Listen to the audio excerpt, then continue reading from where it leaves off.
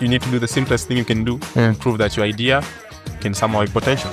So if it's not making any money, bro, we had zero client. We had passionate devs. From what if I've learned something as a startup founder, you need to be very, very honest with yourself. So if you're going to angel investor, then they're probably angels sent by God.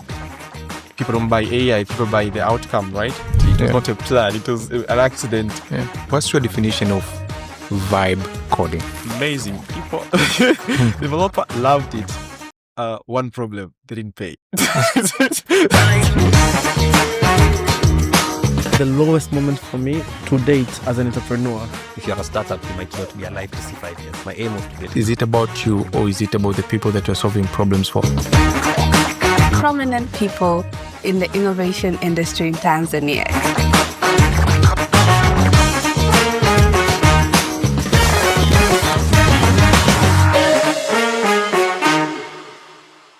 Hi everyone, welcome to BeAgile once again. Joined by one of my good friend, Caleb. I used to call him Jordan. That's his middle name, Gwalugano. He's going to introduce himself. And why are we having a chat today with Caleb? Because I personally like the guy. He's very likable, by the way. But as well, he's very passionate with what he's building. And he's very passionate with AI. And I like to think he's a person who loves building in public. And when I say by that is because he's sharing a lot, mostly on LinkedIn and whenever he has get an opportunity to share, and strong believing in giving back to the community, sharing what he knows, and thought would be very interesting. It has been a long overdue to be on the pod. Yeah, we've changed just so many times. So the now let's get into it.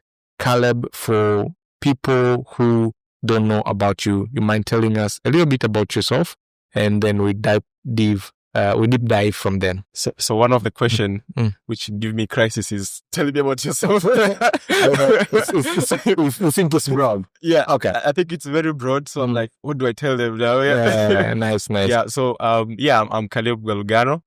I'm the founder of Gala. Professionally, I did mechatronics in college, so I was super passionate about robotics. And then along the way, I met AI. So then I began to do a lot of work around AI. But yeah, and then over the side, you're also a very hardcore software engineer. So it's been a while. So I've been I started doing as a freelancer, consultant, and then a founder today. So pleasure to be here. Nice. So unlike other guests that we had in the pod, most of them were non-technical, a little bit non-technical, but Caleb is super technical, like hardcore software engineer, passionate with AI. So some technical jargons have been thrown, just a disclaimer out there, but don't worry, we'll try to break them down to the best way possible for everyone to be able to understand and tag along where we are in this space. Caleb, you tell us about your journey building a startup from just the beginning, because now I'm going with you published an article saying building a startup is a war. You'd like breaking that a little bit down? Yeah, I mean, for a lot of us, I think building this, there must be an inspiration at some point, right? Yeah. Like maybe for you, it's a different thing.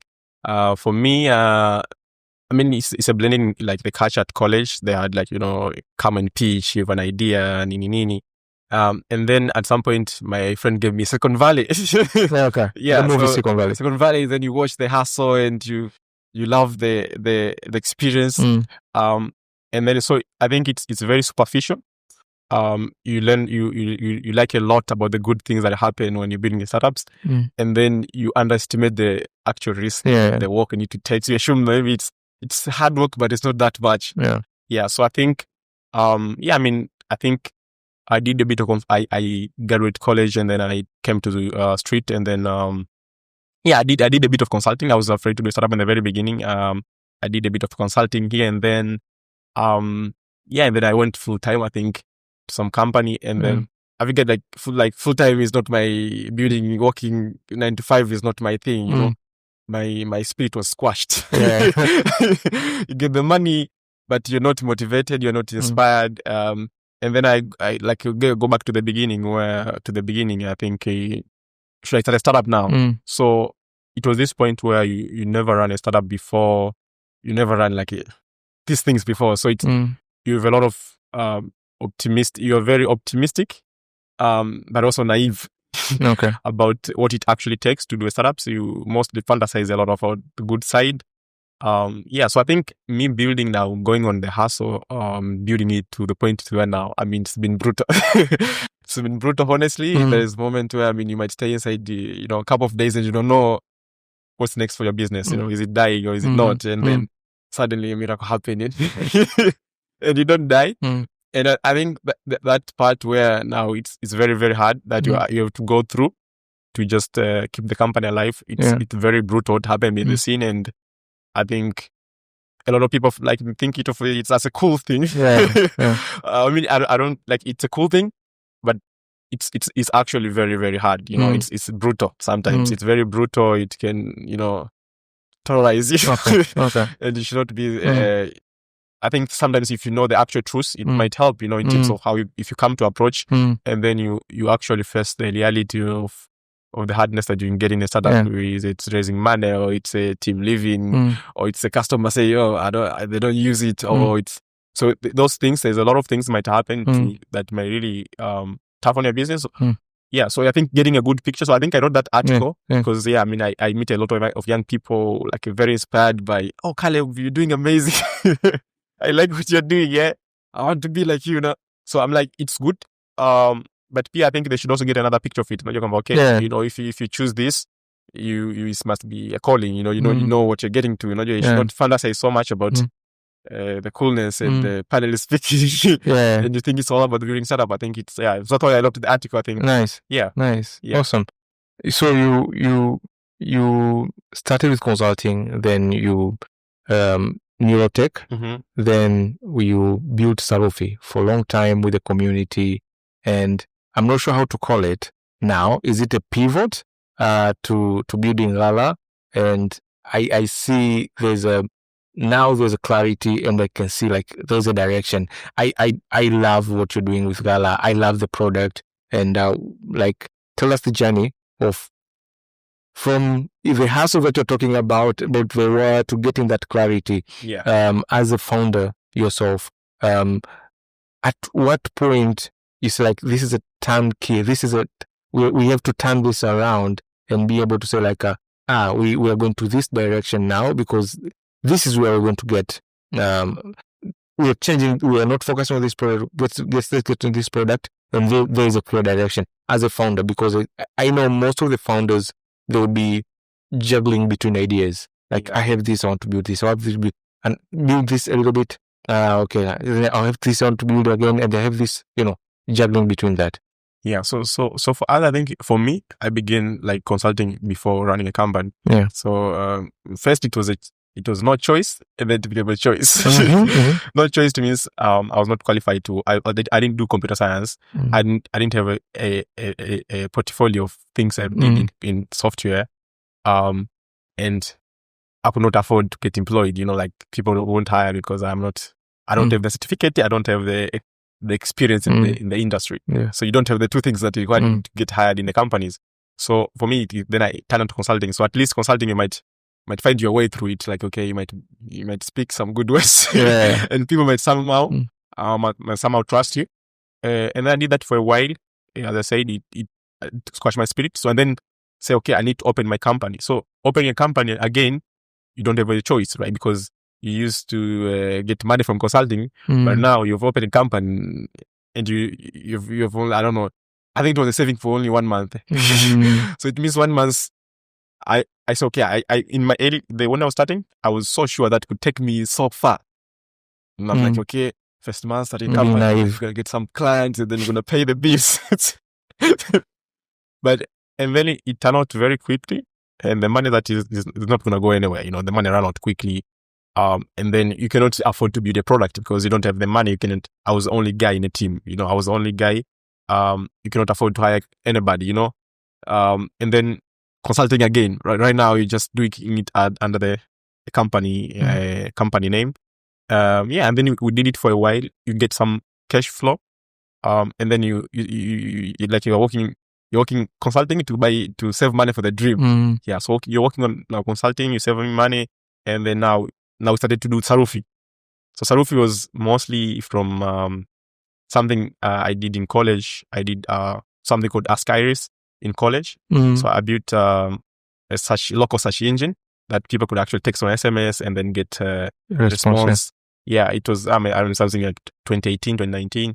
I remember I had the Raspberry Pi as a gateway, Raspberry Pi and a modem as a gateway in a computer room. I didn't have a laptop back then, but I did that. And then it kind of gave me a very good sense of chatbots and having system that I can actually talk to. Yeah. So now coming to finishing consulting, like starting to think of what to do after consulting. And then I'm like, okay, I used to do this stuff. I think I'm good at them, like chatbot stuff. But I don't think I looked around like something like, Dialogflow, Laza. And I was thinking like it's very too complex for someone to use it for like at the beginning. And also, like it's also some Swahili element in it. So I wanted to just, can I, like, because I know how to build models. I learned, I software how to do AI models. Can I build some, like a small engine that is too simple, but then sometimes we can help companies to utilize this to operate their business, because that's the trend is going with WhatsApp becoming as a platform and everything. So and then chatbot became no brainer. There was a lot of contemplation of like choices. Should we do chatbot? Should we do data? Should we do? There was not much of contemplation of choice. It was more like, I think this is what I like, and we're gonna do this. We didn't speak to customers. We didn't do any interview to people to understand like, this is what people want. This is a demand. It was just more from inspiration and passion point of view. Yeah. And then we begin doing, it was very unsustainable, honestly. Like you might go, vendor payment might delay, and then it means you can't pay a single guy that you managed to hire to do the front end. And we even end up not shipping the project. Okay. Because you remember, you never ran a startup before. So whenever you're thinking of something, you're not thinking in agile teams. You're thinking in cool. You want the best thing we can build. So I hired a developer and wanted to build the most chat flow, like the most hardcore chat engine I can build, and the UI that is super good, like you can drag and drop. But that was too ambitious. So we went months and months, and you don't have anything to show. It was very bad, I was building in public. This guy was sharing from day one. Guys, here's the page. That's the page. And you know what happened? And some guys used to call me, Kalebu, vipi, mbona nimeingia site? I'm like, it. And that used to pain me a bit, because at some point I'm like, am I a fraud? Imposter syndrome meeting you up. Yeah, like am I a fraud? I'm building in public, I'm sharing a lot, but we don't have anything to show. And so you see, the beta was not even important. The shipping could ship something MVPs very fast, but you just like never used to that life, really. Yeah. Nobody to coach you, nothing. So it just went full mode. And at some moment I figured like, dude, why can't we make something complete anyway? Like complete, the simplest way. So I think I spent 2 days overnight coding an engine from scratch. And then I made an engine from scratch. I made a demo from it, and then it was working. So there was no UI, there was nothing. It was just like an API. Yeah. So all I had to do is just create some documentation, publish it on GitHub, and share people, developers. You can just go here, take this developer and interact with the engine. So the MVP that took us 3 months, burn of cache and all the stuff, took us 2 days to do it. Because you need to do the simplest thing you can do and prove that your idea can somehow have potential. Yeah. And then that was good. But it was not also sustainable, because because you never did it before. You are very sustainable. Like you're very you started chasing the wrong metrics to chase to see if something is not working or not working. Yeah. So we began like sharing a lot about the video demos, doing a lot of developer events. We did a lot around developer community, pushing SARUFI, because now that was the first version, because it was at least something to show that no, guys, we are not a fraud. This stuff is working. You look at it here, and that gave us now energy to keep reiterating. So it gave us like some momentum to keep reiterating it and making it good. I remember, and then there was a lot happened, mpaka tukapata the first actual working version ambayo ina UI. It was not very straight. It was not a plan. It was an accident. And then, over time, we get now a dashboard SARUFI ambayo you can actually go to like a no-code platform that can just go build your flow without actually doing a CLI and then build a bot and then deploy on a website, on WhatsApp. That took a while. It took a while. We did a lot of, as I say, develop community. We opened SARUFI Ambassador Chapter Program. We did, more than 10 colleges. We had ambassador of SARUFI running event that are by us. But way before that, those ambassador program, it was a moment, I think, after we launched the very first MVP of that had a UI now that could do it. And then that was a moment. There's no money from consultant. There's no money from SARUFI is not making any money, bro. We had zero client. We had passionate devs trying things for hobbies, and we liked that because we are developers, right? We feel pride in developers trying our stuff. It's really good. But at that moment, when we shipped the very first version, we have no single paying client. We are going from meeting to meeting. We partnerships. Now I look at back and I'm like, okay, that was too early. That thing couldn't have worked. That moment, it was a lot of, we are a bit misinformed, chasing wrong metrics with developers and developer community, almost running out of cash. And then, luckily, because we shipped an MVP that had a UI and good things with the build stuff, and I remember I shared to one of my brother, like, can you post on your WhatsApp? And then that turned to be the first angel check we get. And now, at least now we had a brief, calm down now. Try to think if you can actually do, you can use it well. Remember now, this is the first angel check you're getting. And that the realization that we should be very strict with the customer feedback, with who are we building for, with the money they're able to pay. That realization was already not kicked in in the brain, Still, we believe that if you could push so much to developer community, somehow it would pilot. Because I think even the developer, the ambassador program was was actually a long team stuff. Okay, this dev in college, they're organized, they can do event crazy, they can run event. If they're fluent with a platform, the moment they come and work at companies, they be fluent with a platform. It means they're more likely to use SARUFI the moment they go to work. So I feel like that was very, very long-term strategic. But as a startup, I think you don't have 2 years later. You have today. And in your plan, as much as you try to think of the future, you need to think of today. I think that at that time, that hasn't kicked in yet. So we then doubled down now on this ambassador program. We then doubled down ambassador program, developer community, hired a developer advocacy to advocate the product among the developers, do tutorials, nini. The engagement, amazing. People, developer loved it. One problem, they didn't pay.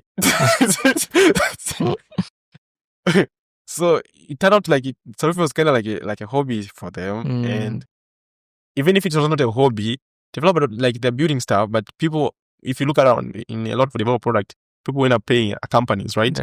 And the companies are the one who makes a business decision. And perhaps developer might have an influence in what to buy or not to buy. It's usually the company makes the decision, and then the developer comes in later to integrate. So for us, no training, running a company, just go with the manual, just hit the brake, just hit the pedals.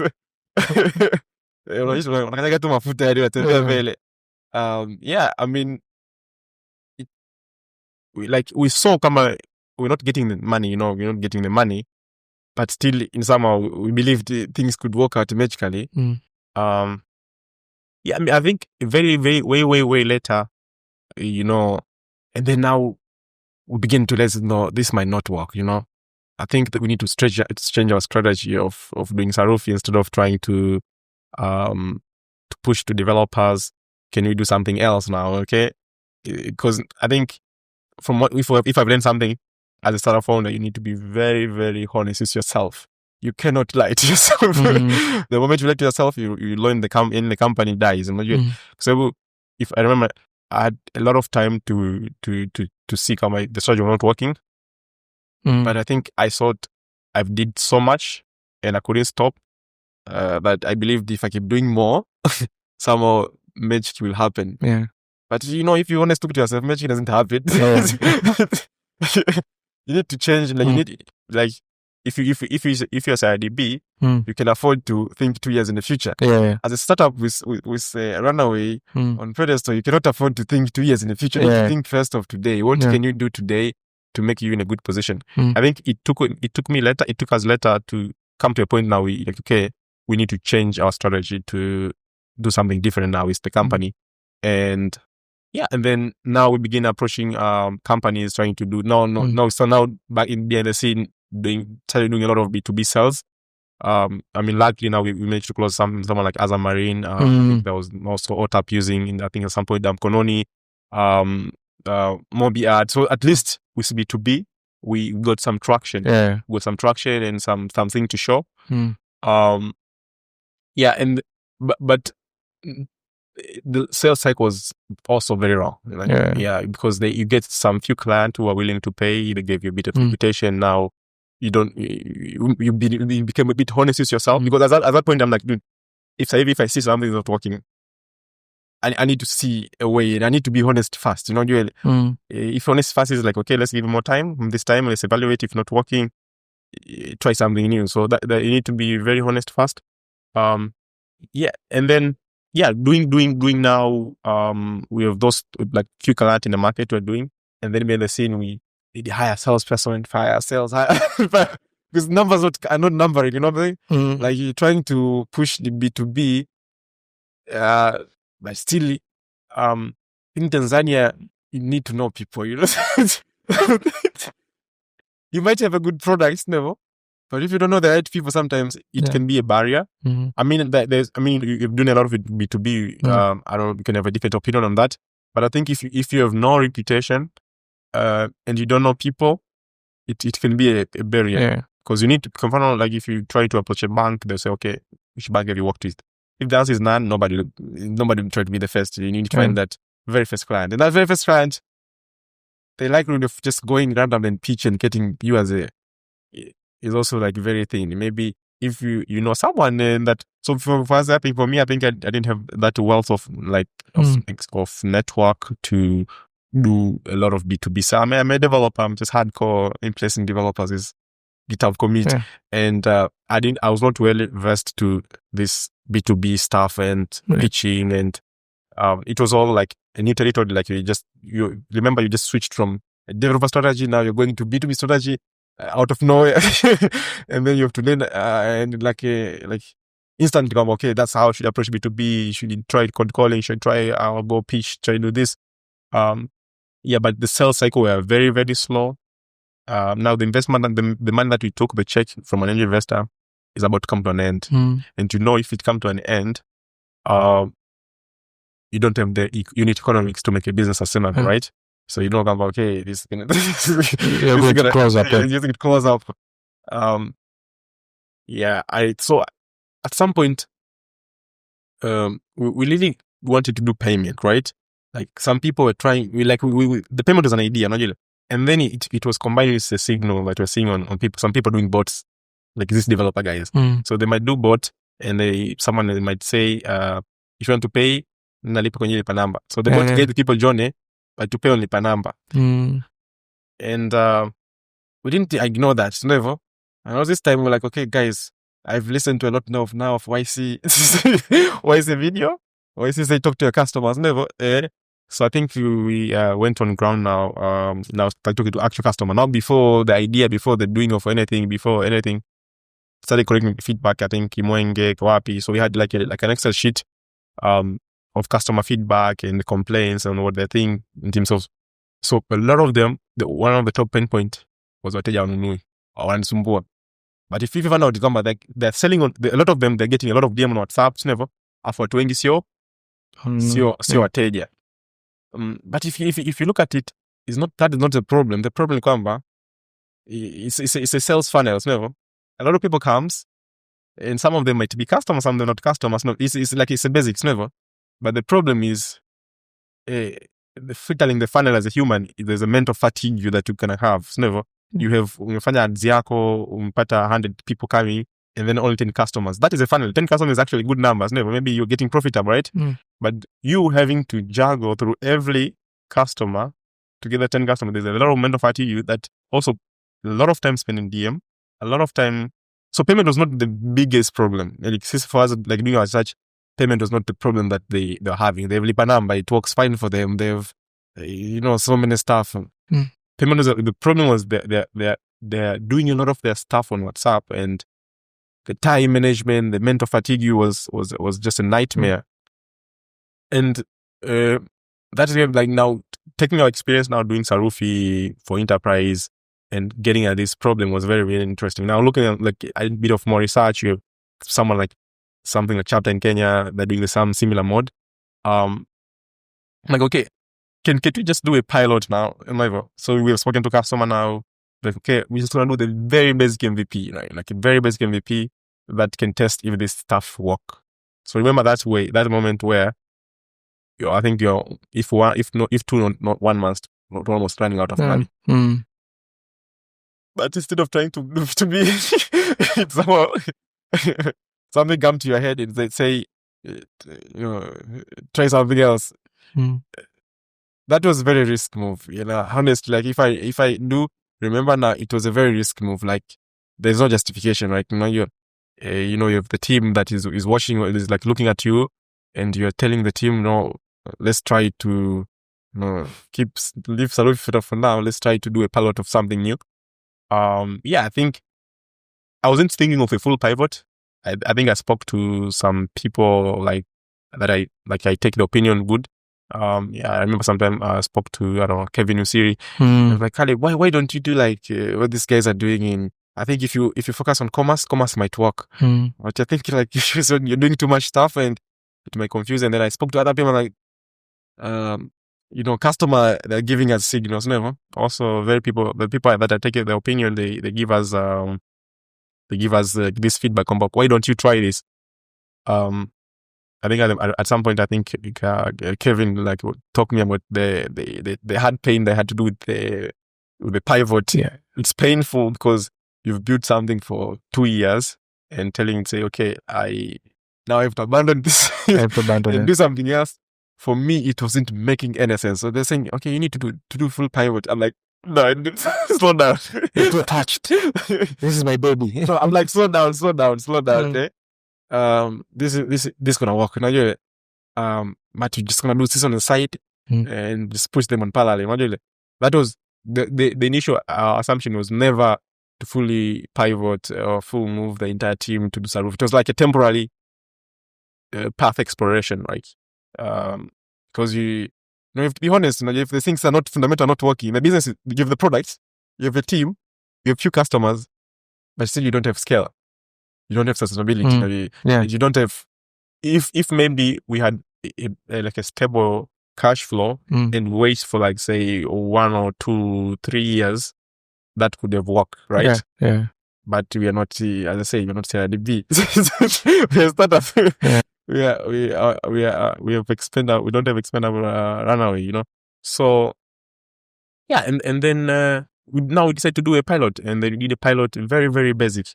And then at the same time, luckily during the same time we are finalizing our pilot, we happen to get a second angel investor. So honestly, like if I think of like the past journey, like the 2 last moment, both angels came when in a crisis period. So they're called angels for a reason. For a reason. So if they're called angel investor, then they're probably angels sent by God. Yeah. Honestly, like, and then I think our first kind of investor was basically Beam. Our business model was kind of very like work well with their product suite. We didn't tell them like we are working on the side on the other stuff like Kala on the side. It's something that we just is like, okay, it was not main. So it doesn't even want to talk about it. It's like a side project that we're doing as a team to just do. And then over when I think we launched the demo. I think we started doing like, so this time, so me, all my two launch, like SARUFI and Gala, I launched on WhatsApp. There's a joke like, okay, forget Product Hunt, we launch on WhatsApp. So maybe I have a lot, like a strong network of people, like a lot of people. And I think I can take their feedback as a signal. Is this good or is this so bad? I think in the first time to me at the ship even UI yakamilika, we have just the strong backend is ready, right? Backend is ready, integration with WhatsApp is ready. I started doing marketing now. Unajua test goes ground kamba guys, we're working on this and this is so there was a lot of like demand, like a lot of this is I'm like, okay guys, we need to start onboarding customers. So at Nyameza UI we began onboarding customers. How? Using the API documentation. So we go Postman. Send the request, paga JSON the customer, send panga request, WhatsApp nini, send. That's how we onboarded, I think, our first, I don't know if 10 to 20 customers over API. So that's how crappy the first MVP of Gala was. There was not even a dash, there was no a register page. It was just, give me your details, just type on JSON, send it, and then petition WhatsApp and stuff like that. So that thing for us, we learned a lot. Kwamba you need to be very, like, you need to listen to your customer like a lot. You don't need to sell AI as a solution. You know? So I think SARUFI we over fantasized AI as our differentiator. Yeah. But AI is not just like AI is a tool, right? People don't buy AI, people buy the outcome, right? So with Gala, we're like, okay, guys, this one we're not going to mention anywhere AI. We're not doing AI. We're helping people sell better. So, and then if you look at the type of customer we're serving, or just Ramali SMEs, they don't even know what is AI. So if you say we're an AI nini, you're even more confusing, right? Yeah. So no AI, onboarding on API documentation, and over time to where we are now, I think we've grown. We're seeing customer forming habits, a strong word of mouth happening, and now the team has pivoted fully to working toward Gala. I think now even Gala is like the mainstream product, and that came with time. Just as more Gala keep working, we know there's potential for scalability. I have call from Ghana, I have call from Kenya. Like I want this. And the part that also there's an opportunity to build a very tight integration with payment. I think it become now very, very critical, right? Yeah, because in startup they say same thing. They say either you build a vitamin or painkiller, right? Yeah. So thinking of SARUFI, I'm like, okay, it was more of like a vitamin. But with Gal, it's actually a painkiller to this business. Like these people are suffering this experience, and they'll take Gala, they take a crappy version of Gala and use it. And trust me, the best version, even the that we launched as a web, it's just a web. And all these people more than transaction, they're just basically using web on phone and as a POS, which is very like, it's not the best experience. I'm saying, it's not the best experience. It's crappy. It's simple. It works, and give us now mileage. Like, okay, Kalebu, now talk to your team. You need to come with a very well mobile app because it's working, right? You see, the business model is working. The customer using. You need to improve your experience. You need to improve your onboarding. I think up to mpaka sasa hivi, the way we're onboarding people, it was get on a call. Click here for WhatsApp. Click here for nini. But right now, I think we just got our approval for as a business provider. So we're trying to just now streamline onboarding, now improve, make an experience. But if it was too much, we would have started obsessing all of this later on. But we learned to do, put in the water before you commit fully. So na kuna idea, unachukua kijiti una test so put the food. So I think it's been a journey. It was not and now it's very clear. Like I think we're pivoting like most like fully to Gala. I mean, I think SARUFI will still support existing customers, right? And I think there's might be potential with enterprise customer, but because I think with enterprise what you need is reputation. And if Gala works, automatically SARUFI works. So if you're the best commerce platform, that is conversational, which means you are basically very good at conversation. Now, if you go to an enterprise, I'm like, look at all this thousands of SMEs are using my platform, so you can trust me. Trust me. So I think that strategy, we think it might work. It's more likely to work than pushing two projects at the same time.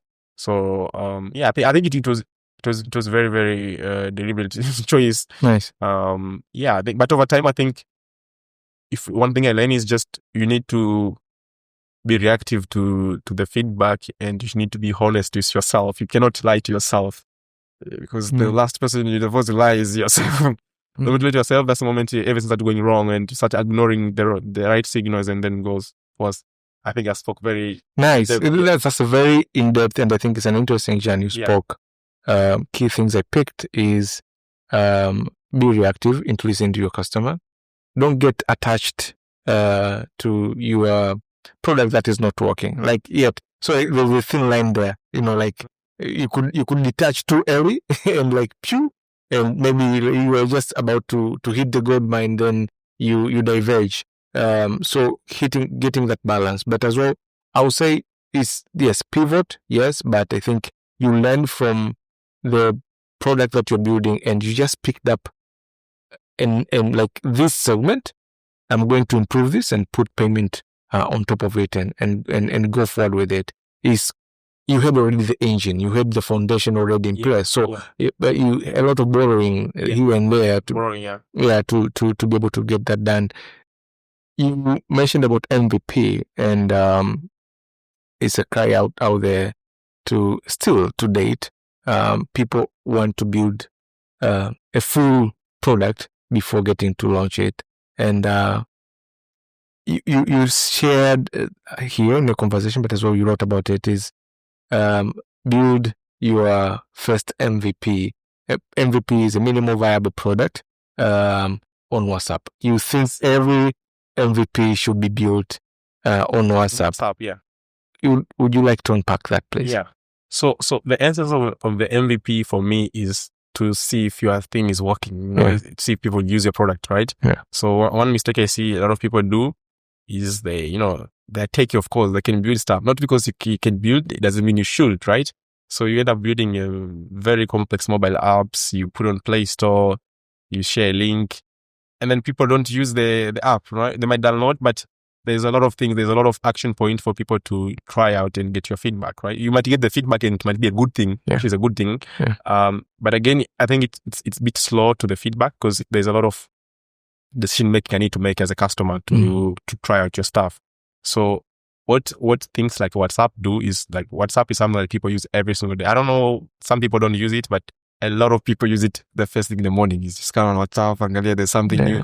So it's something they use every single day.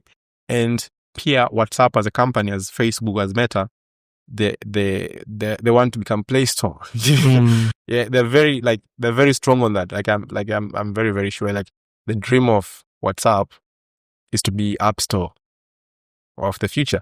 So what they've done is they've made their platform very, very accessible. I mean, there's also issues with Meta's level, but their API is very, very accessible. I'll tell you, if a customer sends you your message on WhatsApp first, it's actually free, right? So, like, all the mechanisms that you're using right now as solution, like on Kala, running WhatsApp shops, none of them pay for anything to WhatsApp. The only time you pay if you want to do marketing to them. Right now, they're bringing even calling. And calling, I'm telling you, it might be cheaper than telco. So telco might need to watch their business, right? Yeah. What might come is a broadcast that is cheaper.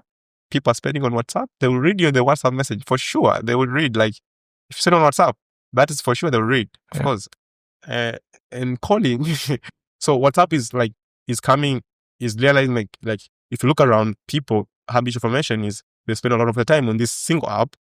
The chance of people going to your app is very, very thin, unless your app is very, very exceptional. Some TikTok kind.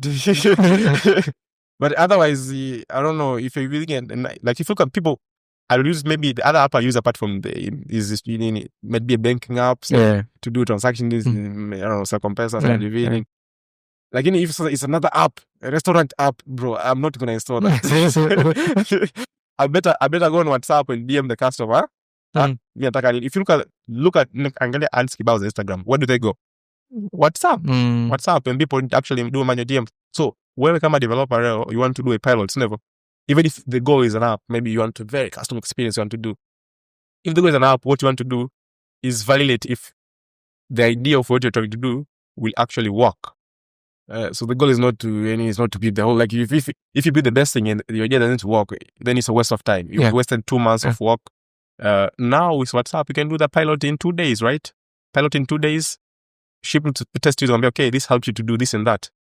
If they like it and they're able to use it in WhatsApp, maybe improve, start there, ship the solution there. Maybe only when it got so complex that you think WhatsApp interface and conversational. But now they have flow.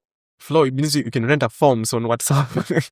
Can you believe me now? Yeah. So I'm like, no, what is the excuse? You can render form. There's the same. It's like the same thing you do with like say web design. Yeah. It's not complex, not flexible and fluid as web design, but they have very complex component like with WhatsApp Flow. Yeah. So it can get in also very, very complex. So for me, for an MVP, I don't think why go all the way, build an app where you can validate quickly on WhatsApp. And only maybe when you see, oh, this is a demand, people follow you maybe to the mobile app if they like what you're doing. They might follow you there, not you. Yeah. So that was kind of the inspiration. I think don't do the whole thing. It may not work, and then you see, for us, what saved us at least is angel checks. Angels said, "My God, if not for that, we are screwed up, man. Like for real." Because you're done, because of trying to do this whole thing at once and the big vision. Big vision is not bad, but think big, start small, Yeah. So thinking big is the best thing you can do, but starting big is the worst thing you can do, unless you're SARUFI. I don't know. Yeah. But if you're small and nobody knows you and you're thinking big and you're starting, I'll build this app. People come and no, bro. They want. Nice. You're mentioning apps and where we're heading into. I think for the past 2-3 years, the telco and the banks and these big guys, they've been mostly being inspired by one of them. I won't say who, but like they're starting building up these super apps. And by super apps is the application that you use with one primary goal, let's say transferring money, the mobile app from one telco, and then they start adding up and bringing up other businesses. Like you can do this, you can do this, you can do this within one application.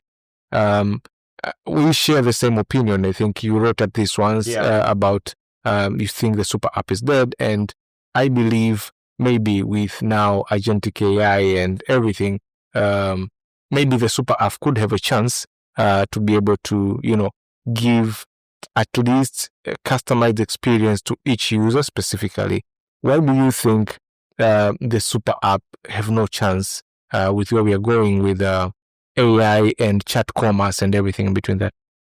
Yeah, I mean, a lot of inspiration from China, right? The WeChat, right? Yeah, the WeChat, of course, the WeChat. So I think a lot of inspiration from there, and so I think telco, they've evolved their business model over time. So right now, telco, you think of telco as they're selling airtime. So all the telco want to be tech companies. Yeah, that's why all apps comes. I think basically initially it was about replicating the same service they're offering to like more of an app. But right now they want to be tech companies. They want to go beyond that and really touch people in different point of view, which I think is a very, very good idea. But there's one problem, right?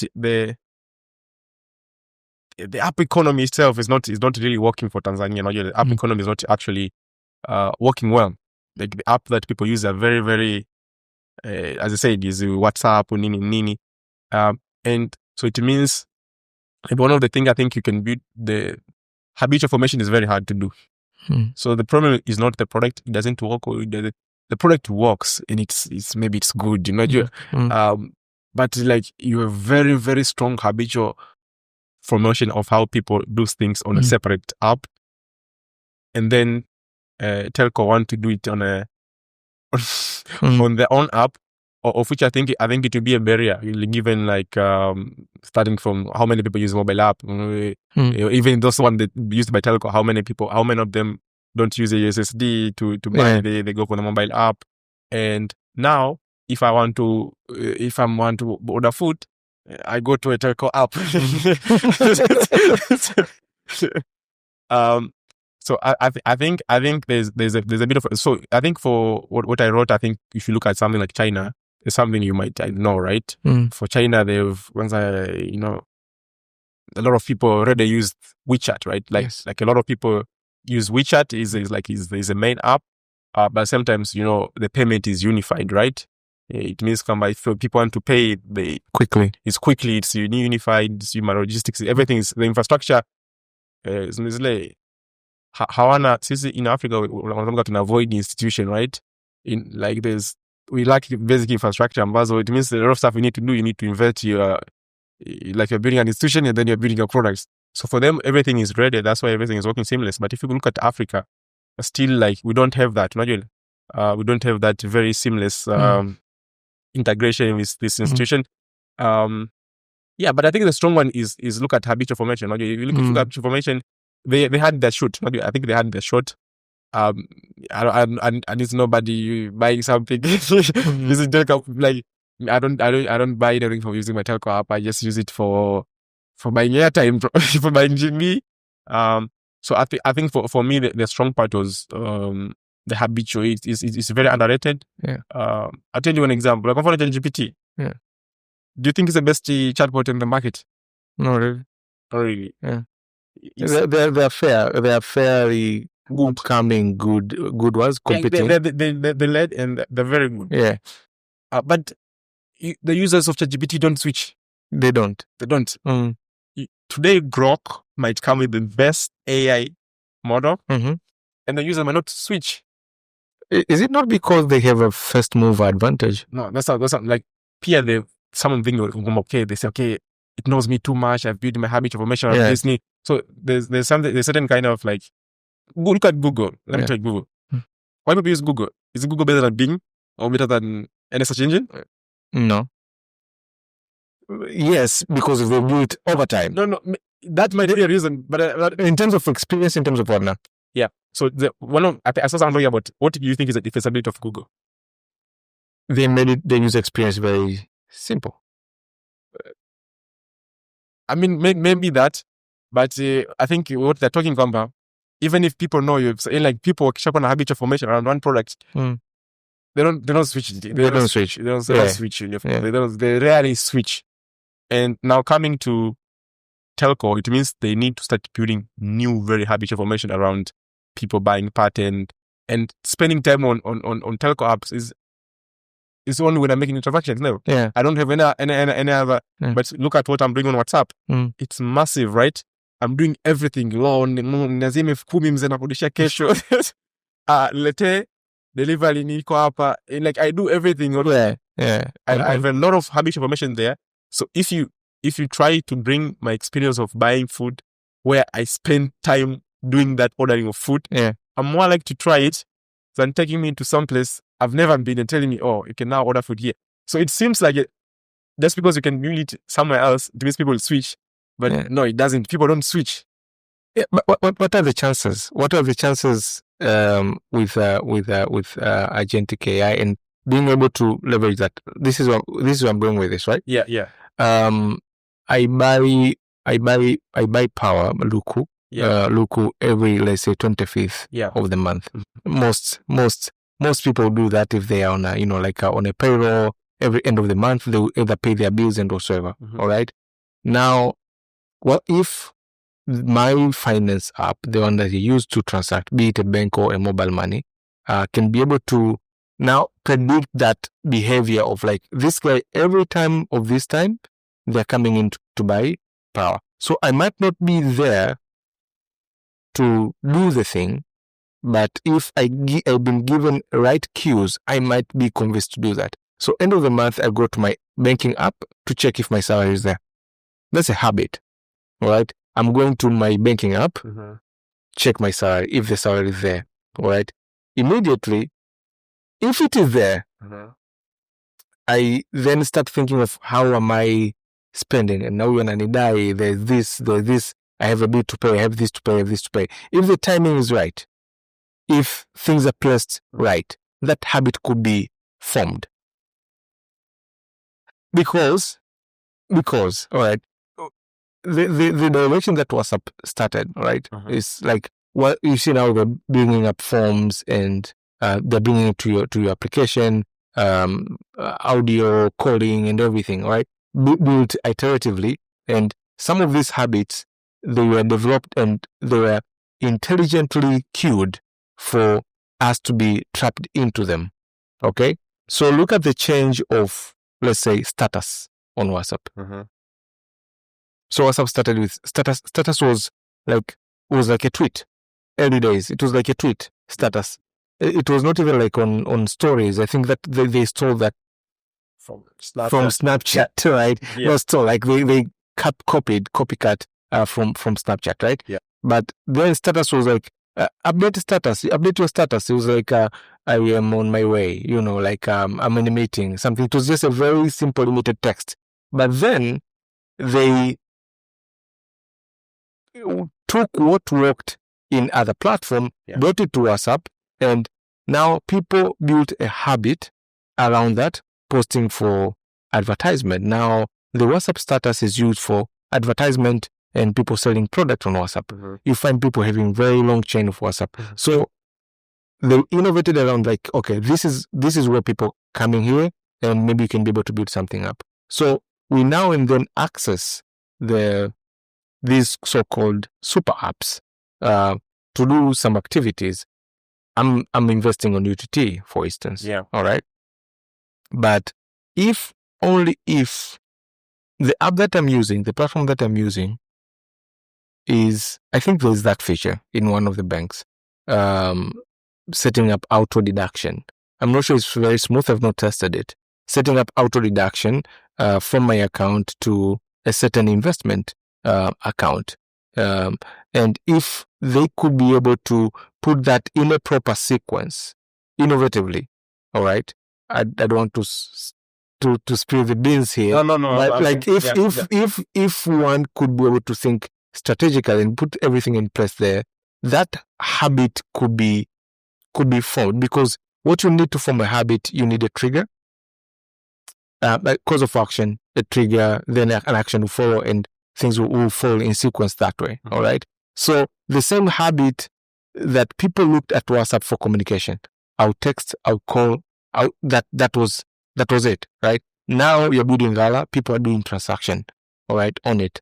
You are bringing up that habit, and I believe some surprises to some your customer on Gala, where they're like, you could receive payment direct from WhatsApp, and they go, WhatsApp, they'll be able to pay me, but the layers of software you've been able to put in place, the USSD push and everything, for them is like, oh, this is all WhatsApp. But you've leveraged the ecosystem of the phone and what WhatsApp had built and the APIs and everything to be able to create that habit.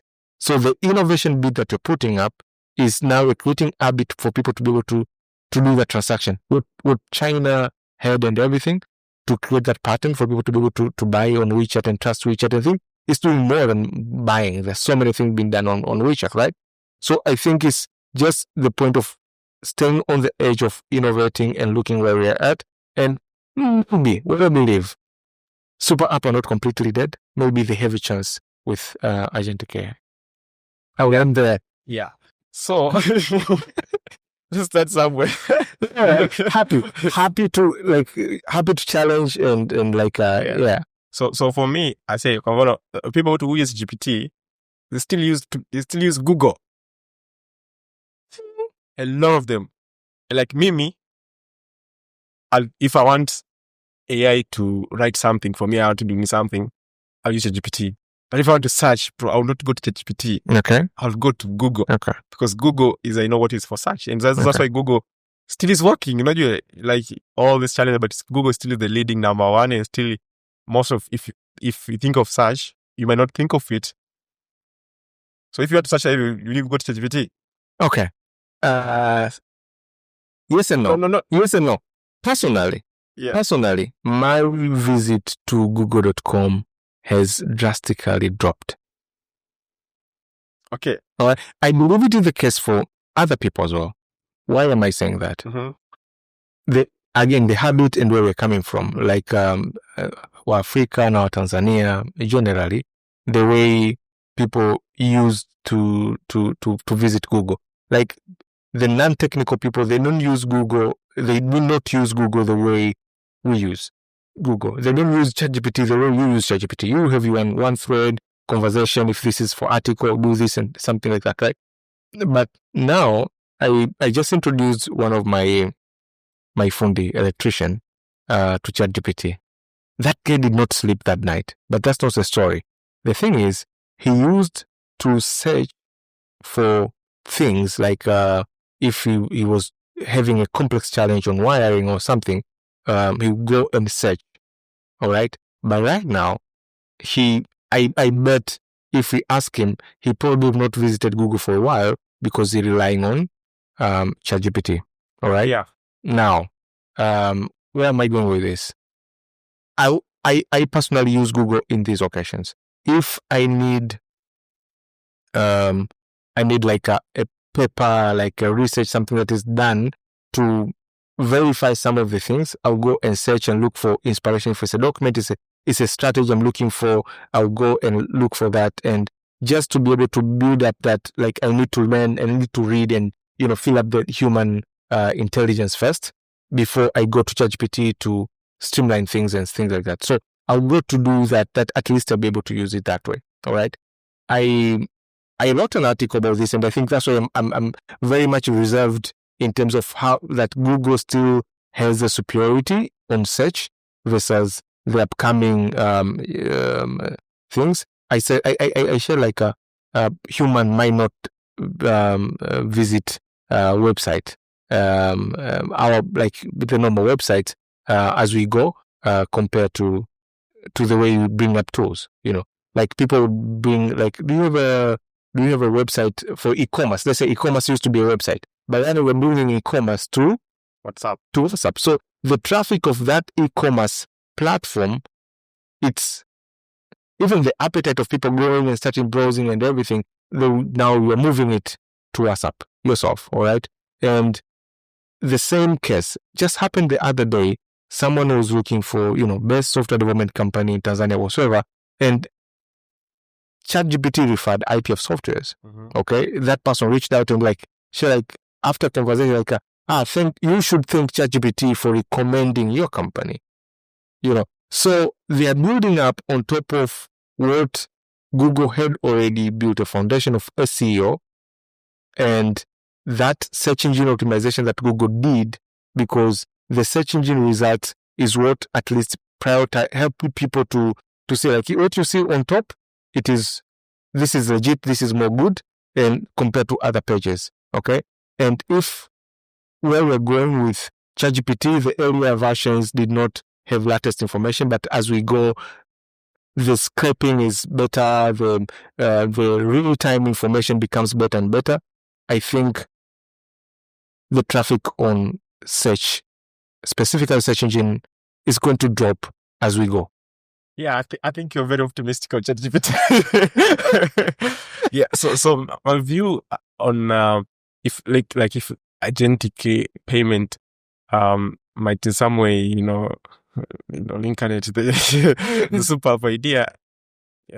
Maybe it's a maybe. Okay, it's a maybe. Yeah, I think if you look around like company like Visa and MasterCard, they're really into that. Yeah, and the way they're thinking of agentic payment, if you look at MasterCard and Visa, is because of something called tokenization. Tokenization is like when you go, tokenization is when you go, let's say, to a website and you subscribe. By the end of the month, you don't give them your PIN, they just take your money. Yeah. How do they do that? So it means the first time you went and subscribed to that, they got a token specifically for that. But now for the process of acquiring a token there's a lot of verification that's going into that. So you need to register CSV and yes, no. But right now, the Visa, I think they're doing a way that agent they might create a special token for each. Like let's say your cards, never, and then every time, like an agent can have a token to your from your card, with maybe a limit. Come by this token, spend 50K. Yeah. So you could just wake up and say, I want to buy some white sneakers. An agent can go there and just buy, and pay without you doing anything. So I think that kind of experience, I think is very, very promising. I think it's also in early stage in both Visa and MasterCard. Should telco do this? Come by and banks, and banks, maybe. But and so the thing is, so I think when I think about this, I think now it become like they don't. They might have an advantage never because of like they have an audience, they have a brand. But also I have very, very strong belief, because still, these banks and telco, they don't have the distribution yet. Yeah. The distribution on mobile apps is still very limited, right? And as distribution was about also, as I say, Abisha, everyone has WhatsApp, man. So massive opportunity that comes with that opportunity, because not just agentic payment, but the fact that with UI, one of the problem that you have to face is people are not tech savvy. Yeah. They can't navigate complex menus. It's just a nightmare for them. And the fact of pushing something to market like Tanzania, well, they can't not very, very tech savvy, that might be your barrier, not the product actually, in the customer experience, how the customer introduces your product. But what something like AI bring to is something I call Superflow. Superflow is there is no interface. There's no click. You just say what you want, and AI is able to do like, okay, I want to send this to my mom. Confirm, yes. So there's no way I should go, bando, tafuta, clicky, minya hapa super app, clicky, fumuke na load, It's a nightmare. So I think now this experience of AI gone back, I can have zero interface. Naweza nikatuma tu voice note, nataka ninunue luku 5,000, nifanya kulipia tu hapo. And then if now I wish MNO could do tokenization. MNO, they don't have tokenization. But if you imagine if I could have token with the policies and regulations, my friend, with our policies and regulations, I think they can pull it off. So imagine I could just go, nataka ninunue ninunue tu nyanya za 500, tap imekata M-Pesa imetoka. So that kind of experience, I feel like it could make a super app, because I was just say, all right, do this. The interfaces, we shall break the barrier of interface, we break the barrier of distribution. Yeah, I hear you. But also you touch anyone's level. If someone is not tech savvy, they can type, they can nini, they can just speak. And all of that are now possible with AI. They're just waiting for someone to say, yeah, it is. So I think that is the way. So I feel like other people apart from telco also have a very fair shot at making it happen, because as much as I think they might have a lead, but on this I think WhatsApp is a platform, and I think telco might try their best not to do on WhatsApp, because I think they want to keep on a platform, they want to own everything. So someone ambaye ataka outsider might eventually do it well, So you're busy thinking about, we should do this. The outsider come and doesn't think of everything. So entanglement ni kubuild naweza kapata if it's about being in front of the customer. If in front of the customer, you can still work with anybody, you can work with telcos and banks. Like if you own the customer knows you. I think if you own the experience, it's Superflow. That will at least, I think, give at least a vision alive for myself. I hear you, and I'm with you, by the way, on the WhatsApp bit. We built an insurance platform on WhatsApp for banks, so we are heading into that direction and taking bit by bit. I think last year the banks, the major banks in the country, launched their chatbot during the customer service week. How are they?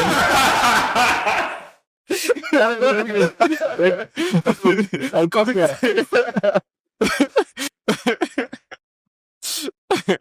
I'm not gonna say anything again. I know how much you hated it, but it was just I mean, it's a joke, but No, I'm not gonna say it. People argue like how AI is this, like it's not that smooth, and I think maybe. So I don't want to get into trouble. All right, we can drop that. But the point is, this is a very highly regulated sector, probably next to health. It's super highly regulated area, the financial sector. All right, with BOT and the ministry on your neck, and TCRA there and everything. The regulations, maybe as we go, they loosen up a little bit as time goes. With the policy coming up and everything, but I believe there's a huge chance for telco and banks to be able to have like a good leap from the USSD menu we saw launched last couple of years. USSD, I mean the chat. Then it with IPF and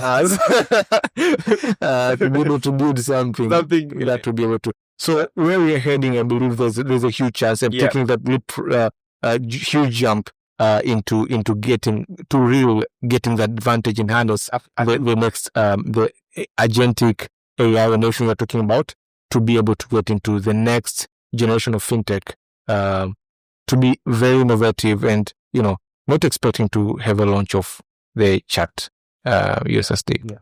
So I think banks are very conservative, and I think AI is happening so fast, right? The speed is skyrocketing. You as much as I believe they will lead in everything, but they need to watch their back. Like if I know they're very strong on apps. I think at banks they are very strong on app, and in the CRDP they're all very good apps. People use it, but now they also need to. This thing is not a trend. Like right now, this guy can think like a I don't know, just a shell pilot. I think I can make a company. I can just go anywhere, take a picture, do anything. Like point number, the payment is very streamlined with AI. Like you can just take a picture, send to WhatsApp, I confirm the payment, done. I don't need to go to my banking app, open, go, scan, nini. I just take a picture, send to my bot. It know the bank, it know I'm supposed to pay. It have like some sort of a wallet. So, and plus the experience of the customer and the engagement. Yeah. There's so much innovation that can be done to streamline the experience, especially kwa watu kila mtu aweze kutumia. I think they need to stop fearing, first of all, working with some startups which are very good at it. Not really. So for bank, I think working startup, I think is a bit risky. Not really. Untested, nini. But I mean, the best thing that this stuff I knew, and this we know this stuff. We've been tinkering it for a long time. I mean, I think there are very, very few people who can actually do something good that I know. But I think they need to watch they need to watch your back, but also they need to build. So I don't know, maybe something might pop up. Awesome. Nice. All right, great conversation, Caleb. The good thing is you are a developer, you're an engineer, you're building with AI, and there's a trend going on in the development space. Well, other people are being challenged at their workspace. The future of work is going to change drastically. Yes. Like from the way just things are being done normal. What took months to be done right now can be done in hours. All right. And most people looked at software engineering as like, this is for the smart dudes. This is complex. And we have seen AI challenging that so hugely, building, like website applications and everything. What do you think of the future of software engineering with generative AI? Yeah. So for me, I think I see in two ways. One is in MVP, one is in workflow integration. So in MVP, like ChatGPT-2 and like AI in general, like tools like Lava, Bolt.new, Leplit. they've reduced the barrier of entry for non-techie to do tech stuff right now. So it means right now, me as a founder, I'm a non-tech founder. I can't code. I have an idea. I want to come up with an MVP. I can just vibe code, manage the TI, build me this, do research of this. So the barrier of entry to doing tech stuff has become very, very thin. Yeah. But I think there's also a limit to that. Right? At the moment, the problem with vibe coding is never is if you don't know what is being vibed. So you know the outcome, but you don't know the context, so you cannot fix anything manually. So a lot of things could go wrong. Security, the back end might go wrong and stuff. So for an MVP, it's fine, right? It's an MVP. You want to say improves never, so you can do it quickly and show it to customers, show it to investors. It might work. You might experiment an idea. So the rate of experimentation has become very, very high. And for both taking and staking, I want to design. I have an idea. I want to design. I don't know, to do Figma. I can just go on. There's this tool by Google. I can just do there. It can just give me the design. So I'm not a designer, but I can be a designer in day one, and I can have my screen to Figma. That is one, right? But as I say, there's a limit, right? You cannot build like a proper company with that and product and management. So there's a lot of stuff going on. The next thing, which I think is very, very big, is now workflow automation. So one thing you talked about here is something that used to took in 3 months can done now in hours. Yeah. And that's what I think there's huge potential level. Back in the days, I think when we did like a Twitter space, and then I asked some guys, what do you think of AI in helping you guys code? And a lot of them like, no, I just use AI to just scaffold the structure, but nothing more. It doesn't know anything. But right now, it's crazy. It knows stuff. You know, if you do cloud code, it knows it can read your code, it can modify stuff. So there's massive potential because if as a developer, you know the project, you can read every project, you can read every line and know what it does. So what you could do is instead of trying, if let's say I want to build a function to do A, B, and C, instead of writing that function, maybe I want to write 10 functions that I know in my head, I have a clear picture. I could just type it. And then what happens after I type? I get a generated code. I go read through the code. I do the code review, like, okay, this is fine. And then I just now accept it. Yeah. So that's what I think cars are doing, I don't know, Windsurf. It's more of like, instead of trying to vibe code completely, the entire thing is more of like, it can plug it to existing code base and help you do idea faster, but it's even better if you understand. So what it's going to do is going to massively increase the efficiency of developers, of which in some things, a lot of jobs which are in risk are junior developers. Yeah, so junior developers are very in risk because if I can use cloud code to do a task for an intern, why should I hire an intern? Yeah. Unless now an intern is now able to advance to be someone more senior and that can actually go deeper and stuff. So developers evolve more to become senior developers with AI, the interns. Nice. Awesome. That do the work. So I think that is going to be a big trend. If you are developers and then you don't use AI tool, I think you're missing behind. If you are someone who just know the cherry on top, I think you need to watch your back. I think you need to go deeper. You need to understand. The thing is about with AI now, you can also use AI to learn and just go deeper. Never try to understand how things work. There's much more leverage in knowing things deeply and now using AI to help you do them. So even if you know a bit, just try to use AI, but at the same time spend time understanding the stuff and spend time understanding how things work at the fundamental level, because now you'll be able to work with AI. If AI go wrong and make a mistake, you're able to spot it and quick fix it and do that in a way. In some way, I'll need few people. So if something used to take me 10 devs, and because of the efficiency that a single dev can have, I can only do with 2 devs. It means, of course, some people need to be job displacement. But at the same time, now it means as a developer, even if you do freelancing, there's a massive opportunity. I can do 20 websites in a day. Very professional, easy, accurate, super good. So that way, it means maybe as a developer, there's massive opportunity for me to keep working on building stuff. So there's a massive opportunity for developer. I think it's just they need to just find a very good positioning, and also they need to do a lot of upskilling in terms of how they collaborate with AI tools. Awesome. I'm explaining that. I'm curious. What's your definition of vibe coding? So the vibe code, I think it was introduced by Kapathy.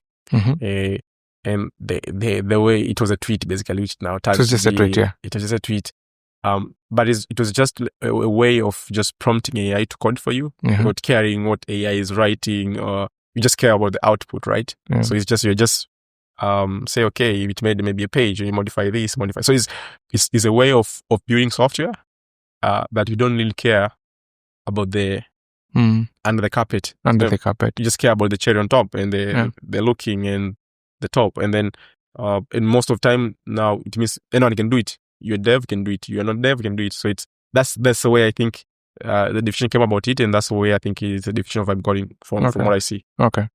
Now, so so you mentioned mostly advantages of it in your first part, accelerating the development bit. But I wish I want to turn it a little bit, looking at them a little bit on the other side of it. Okay. I think the term itself is sort of like, now people are looking at it negatively, a bit like vibe. Una vibe, when vibe too, like, because like you've generated and you don't know what has been generated behind the scenes, you just care about the output. Now, there are two huge risks, at least based on just initial analysis, seeing how things go. Two major risks that I'm seeing with people generating too much. All right. Your workflow is proper because you say, like, you generate a function, you look at it and you review it. And because you are senior enough to be able to tell, like, this is not what I want. And you can be able to tweak it to the way you want it. All right. Now, coding is fun.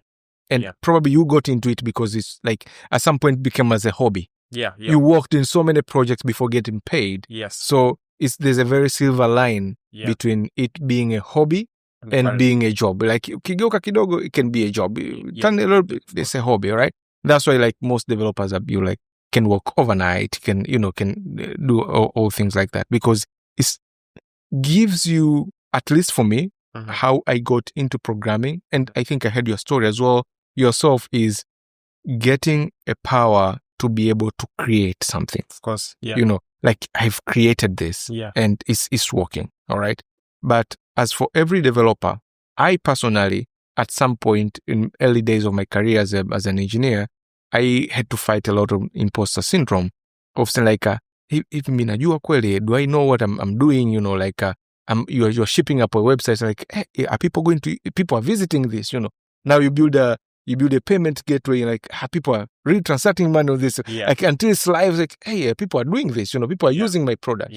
Right now, is this for real? Is this for real? Like, hey, people are, hey, like your first customer on Gala, I believe, like, hey, this person is trusted this platform. They're keeping their money, They're keeping your money, like, so, like, you have that internally for every professional. Like, there's that degree of, like, imposter. The imposter is still there. All right. Now, what the challenge that I see in the upcoming years, now mostly probably for the junior and mid-level developers, and wrongly using the vibe coding part of it, is depression. Why? Because one is that joy that got you to be able to build and write code and see that is something is working. Slowly being taken away because you are sharing that. You sharing your idea, it's being generated, you're able to see slowly. If you're not carefully being able to review what has been done, is you'll be losing you're losing that touch, and you're losing control with the code base of what you see. Now, the time you get to miss actually writing without generating, it's like, let me just open up my laptop and, like, right now, I just need to create this UI myself. Let me see how it works. And when you get into the code, remember, this person maybe vibed for 2 weeks. A lot have been generated. And going there, now I'm not talking this for people who are, I'm not against generating, using AI into coding. I'm more on the side of people doing it and not reviewing carefully what has been done and taking control. If you lose control and getting back to your code base and like looking at, okay, this is here. I don't know what is this. This is here, and you know your capability. You could not write that. Yeah. You see, that imposter syndrome is doubling up on you, and you're losing that bit of that. So you're coming to have Supergate code, and especially if you're using multiple tools, you use this premium version. Maisha, you're switching to Casa, you're switching to JetBrains, you're switching to ChatGPT and everything. Then you come into the Supergate code. Like, it's so many people wrote, so many generated, that you can be able to tell. You need to change a function. You need to just change a name of a button. And like, where am I changing this? If it was originally you and you had a control, you know where to go. But because you did not look where it was generated, you are starting to look where it is. So that is problem number one. Second is a piling up of a technical debt over time. Now, for people who are not ethical, now talking about ethically being able to use AI and everything, over time with that Supergate code getting piled up, becomes no one in the team can be able to understand what's going on. Yeah. Something breaks and you have AI fix it. Something's not working here. Find a solution. Trying to put in things, and I think over time the joy of creating something is going to slowly be taken away, and depression, technical debt. That's the risk I'm thinking. So like I try to look at it on another side. You looked on the positive side of it. Yeah. So I called the Bible. In the beginning, there's a point. God said, let there be light. Never. Yes. God spoke into the light, and then that was light. I think for me, that verse is the ultimate of creation, man. Yeah. So, okay, now it happened because we are doing all this stuff because we couldn't spoke to this code. The code could happen, and now there is a potential. So for me, I think the essence is about creation, right? Yeah. There can be an argument about the means, right? Because the means always you need to understand the logic and this stuff. I'm not against that. I feel there's a valid concern, but I still think you can still find a joy because what you want is to create, but you want to create. You want to focus on the right component to create, and you want to be efficient. It's never so. I mean, I don't know if God could have created everything independently, but spoke to that. So I feel like the essence of having tools to use them, and now it coming like now, like we human having to create this kind of tools. They're very, very amazing that we can actually write and they can generate code. I think it's amazing. About the imposter, I think it's right. Maybe someone used to be on our team, and then I'm like, dude, why did you do this? It's like, I don't know. Where is this coming from? Please don't use ChatGPT. Copilot, you just accept. You need to accept all. Don't do that. Don't do that. Back up one time, I'm like, okay, should you turn it off? So it's very real. Because it kind of lie people feeling are being productive, but they're not, right? So they ship a lot of code, but it's not. Sometimes it's useless. Like it makes sense, but the function does the work, but it's not supposed to be there. It's not supposed to be there at all. Yes. So I think it's a valid concern. You need to have a very strong sense because of what you are doing. Yes. And what the output, the test of the output.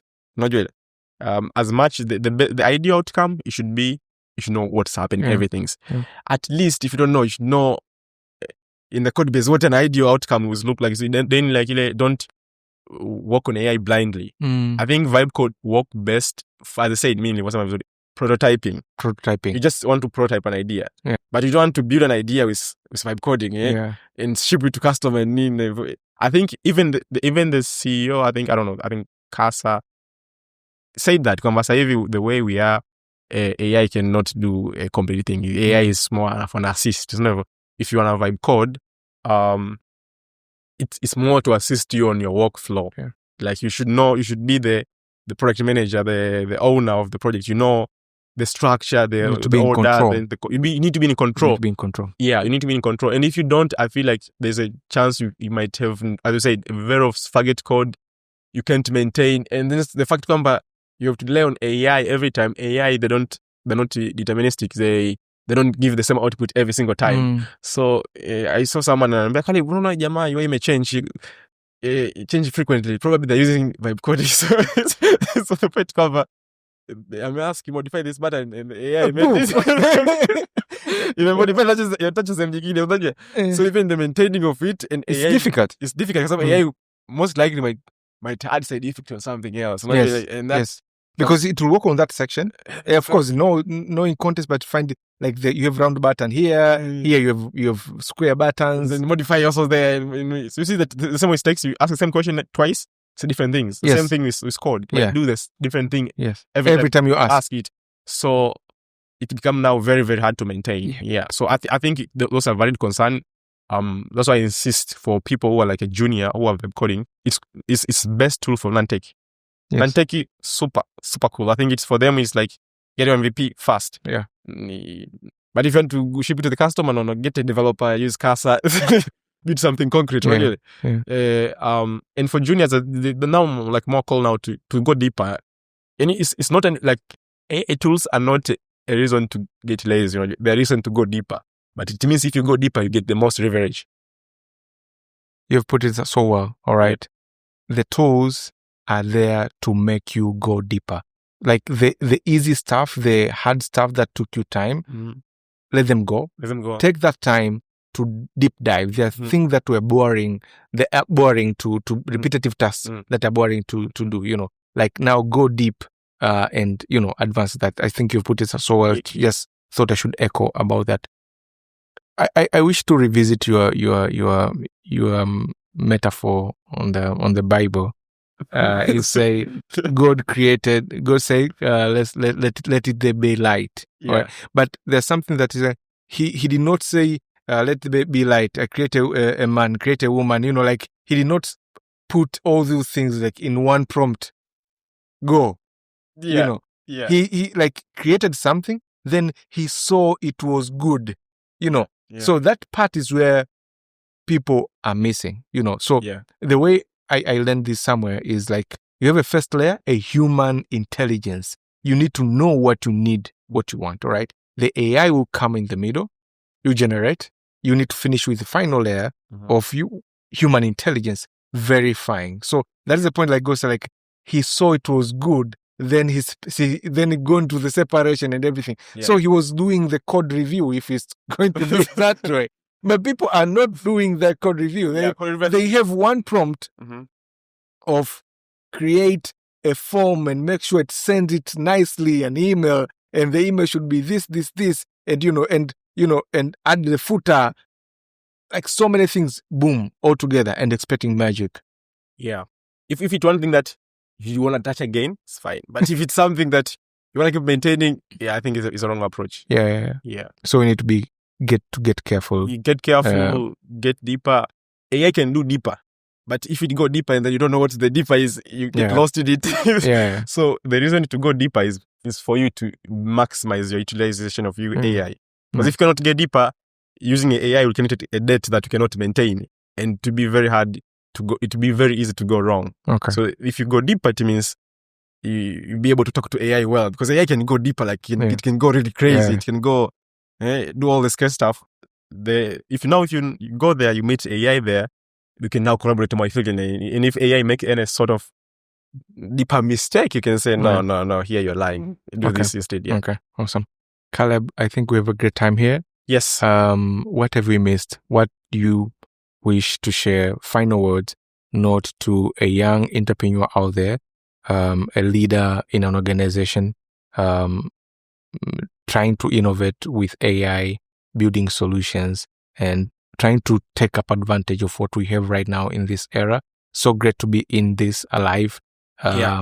What's your final words today? Yeah. So my final, I think I've spoken a lot of like, startup is war and stuff like, but guys, let's be a bit optimistic, I mean, things can happen, really.